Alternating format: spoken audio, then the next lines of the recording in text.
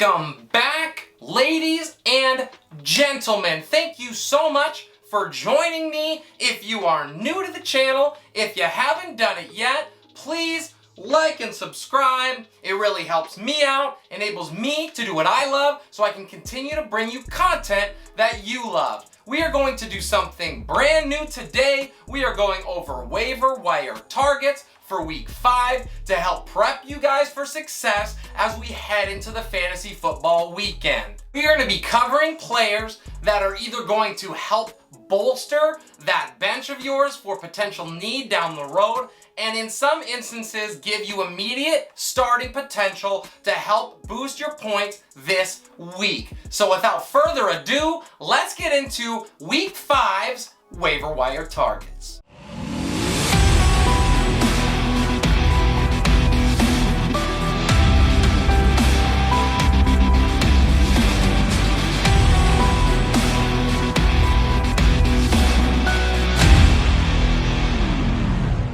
Someone who I've loved all of preseason may potentially finally have his opportunity to start. That is going to be Trey Lance, quarterback for San Francisco. He pulled out 20 points in the second half against the Seattle Seahawks. He had 2 touchdown passes, and doing what he does successfully very often, added some work on the ground with 7 rushes for 41 yards. He is averaging 1.16 fantasy points per snap, which actually leads the league in all quarterbacks who have double-digit dropbacks. He is going to start sooner rather than later, and when he does, he has the makings of a top 10 fantasy quarterback due to his rushing upside and the weapons around him. The next guy on this list is someone that we have been touting on the channel for the last 2 weeks, and he has done nothing but produce. And that is Sam Darnold of the Carolina Panthers. All he has done so far this year is continue to get better. He has QB finishes of 17, 13, 5, and last week, QB1. So he can't really go up from there. He's reached the peak. Darnold is the QB5 on the season. He's thrown for 300 or more yards in 3 straight games, and he leads the league in rushing touchdowns with 5. He has 10 in his 4 total games. He is rostered in 30% of leagues. What are we doing here, people? I get it to an extent, but come on, the QB5? Now, his schedule moving forward definitely doesn't scare you. Having to face him might. So with CMC out, we know he's going to continue to have to go to the air. He's going to be slinging it. The opportunities and the volume are going to be there. So grab him before someone else does. Our next guy is one of my favorite players, and that is Taylor Heinicke. Now, we loved him in our rankings last week, and he went off for 28 points and a top 5 finish at quarterback. In his 3 starts so far this season, Mr. Bud Lighticky has finished as QB 12, QB 9, and QB 5 while scoring 8 total touchdowns. Now, we don't love him this week against the Saints, but after that, he gets the Chiefs and then he gets the Packers. So those are going to be potential shootouts, and he is going to be startable in them. Our final quarterback on this list is someone we've also been touting for a couple weeks in Daniel Jones. And okay, I get it. Most of you guys, for whatever reason, are in 1 QB leagues. So talk to your commish, figure that out, because it's 2 QB super flex time. But this is another guy that needs to be rostered more heavily. He's available in 70% of leagues and is the QB 6. His schedule moving forward is a little less favorable than Sam Darnold's, but it's still not bad. He has never finished outside the top 20 at quarterback, and he may not look really good doing it, and it may be ugly, and you maybe don't have to watch the Giants while he does it, but he's going to continue to put up points for somebody in your league. We'll now go over a couple drop candidates at the quarterback position, and that starts with Ben Roethlisberger. Now, he is quarterback 28 on the year. He is throwing right now with something that resembles a limp noodle, and he's never finished higher than quarterback 23. What's he doing on your roster? Our last guy for quarterbacks is Baker Mayfield. Now, we know what the Browns are going to do. They're going to continue to hammer it on the ground. And so we know that the volume for Baker Mayfield isn't going to be great. We also know that the wide receiver room, there's not a whole lot there. And they're banged up. And quarterback 18 is Mayfield's highest finish this year. That's his ceiling so far. So he also has 2 tough matchups in the next 3 weeks. Move on from him. Go sign one of the guys I just talked about. Feel better about your life.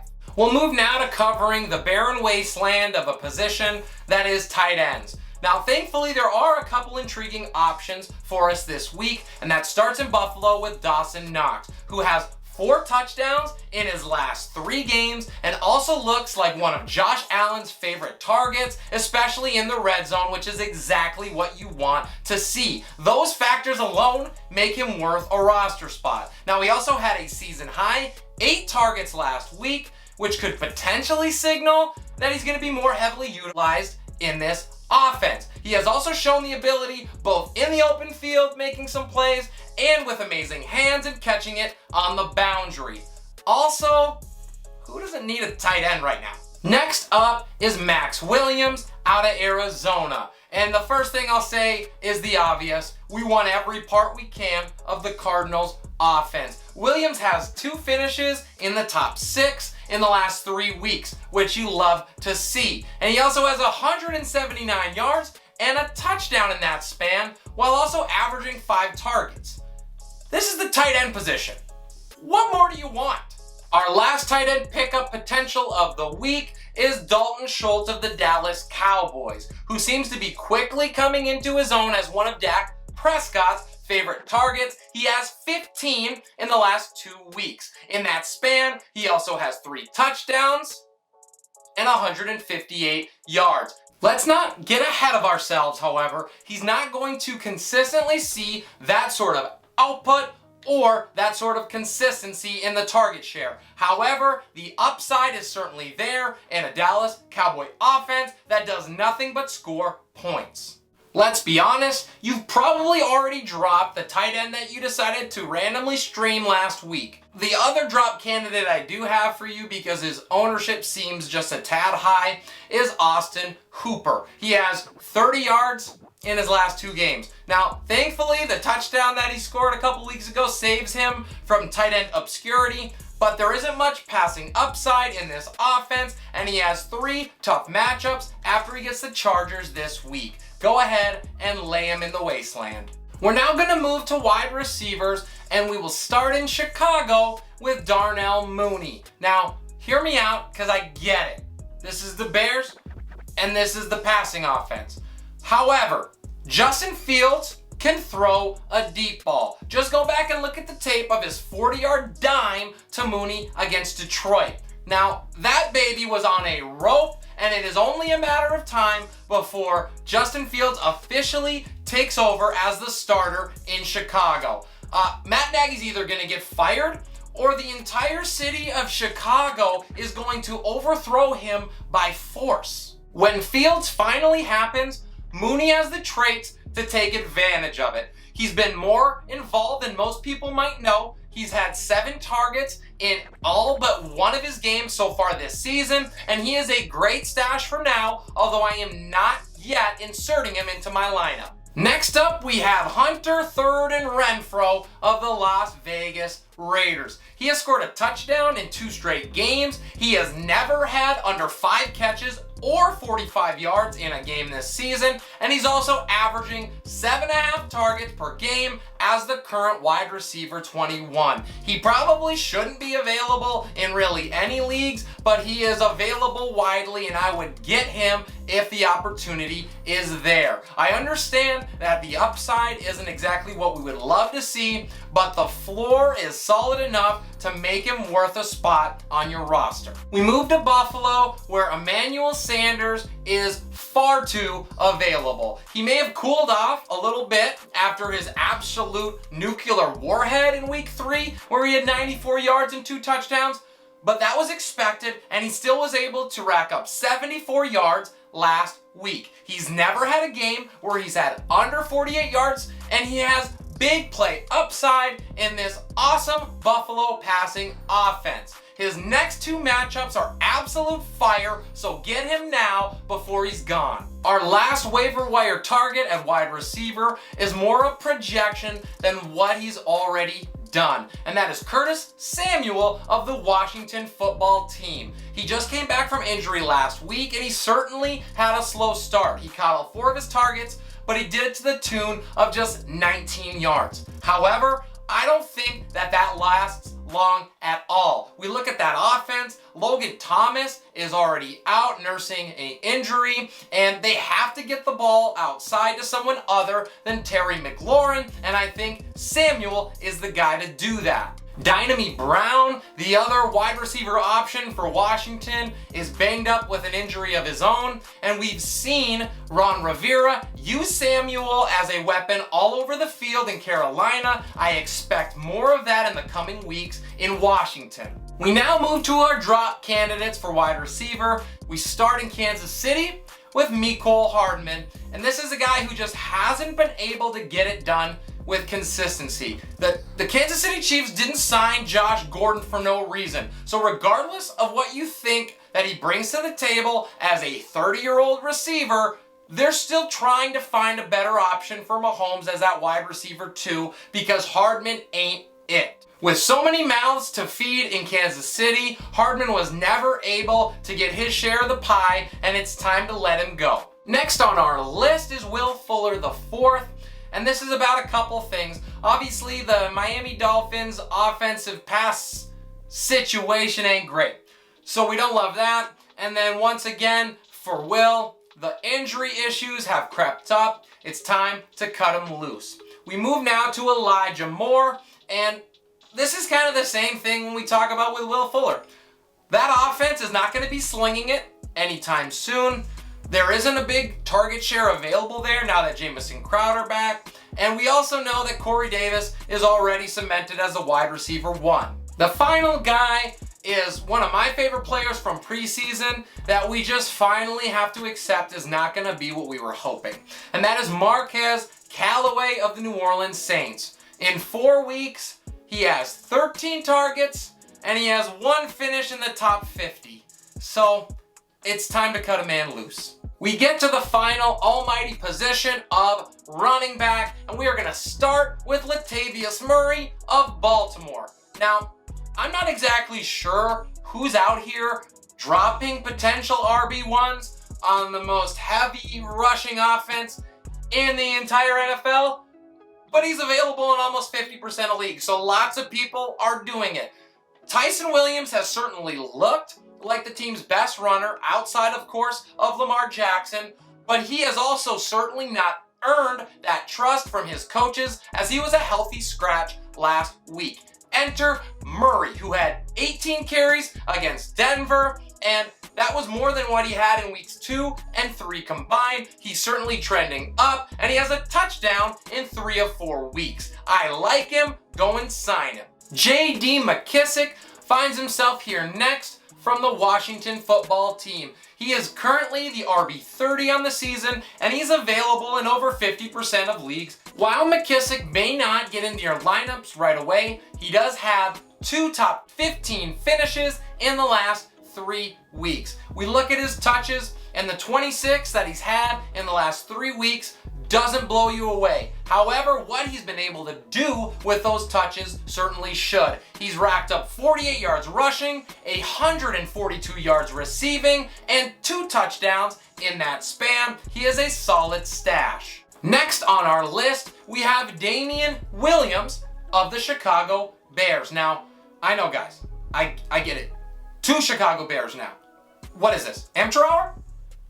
But seriously, hear me out. With David Montgomery expected to miss at least a couple weeks, potentially 4 to 5, Williams is going to be called upon to fill that void. It is likely that he sees around 65% of the team targets and carries as a running back, which is something that they've consistently done with Montgomery in there, and that makes him a valuable asset, especially in a run offense that is as heavy as the Bears do it. He is going to trend as either a high-end flex, potentially all the way up to that lower tier RB2 status as long as Montgomery is out. Finally, we have Kenneth Gainwell of the Eagles. He finished as RB7 last week, and he needs to be more heavily rostered. Now, he scored in half of his games, and he also has 12 targets in his last 2, so you love to see that, especially in PPR leagues. He is currently the RB25 on the season, and he has over 30 yards rushing or receiving on 4 different occasions. Now, his next 2 matchups are going to be a little bit rough,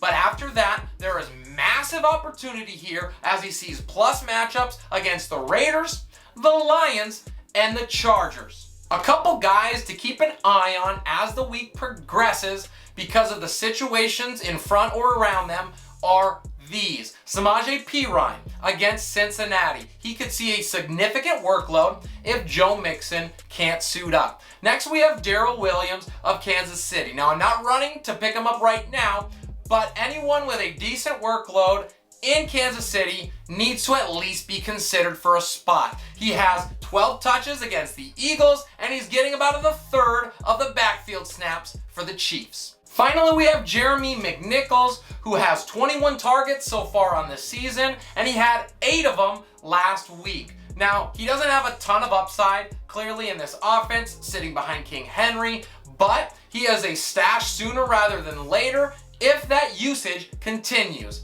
Now we're going to move to our drop candidates at the running back position, and that starts with David Johnson. He hasn't finished in the top 40 in the last 3 weeks. He has 0 touchdowns, and he has 57 yards in that span. Houston's offense is an absolute dumpster fire. Move along. Next up, we have Mark Ingram. Do you see a trend here?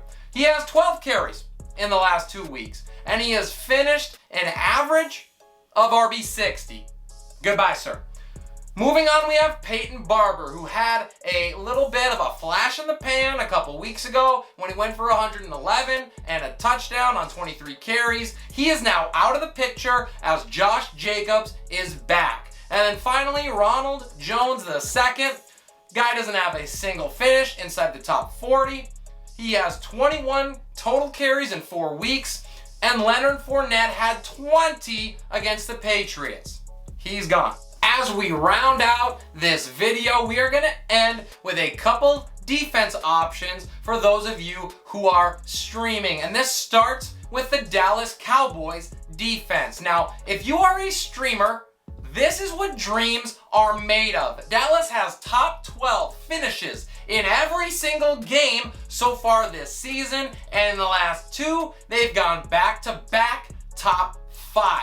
Now they get the Giants and then New England for the next 2 weeks. So it is a 2-for-1 special, as both of those matchups you don't mind whatsoever. They are also available in over 75% of leagues. Pick them up. And then finally, we have the Minnesota Vikings defense, who is a decent streaming option as there are very, very few this week. They get a Detroit offense that loves to turn the ball over. There is certainly risk here, but at home, this should still be a solid streaming option in week 5. That's all I got for you guys. Thank you so much for joining me today. If you are new, if you haven't done it yet, please like and subscribe. It really helps me out and enables me to do what I love. If you have any questions, if there are any comments that you may have, please drop those down below. I would love to engage and get back to you. This is Relentless Press. I am your host, Avery Mopats, and we'll see you next time.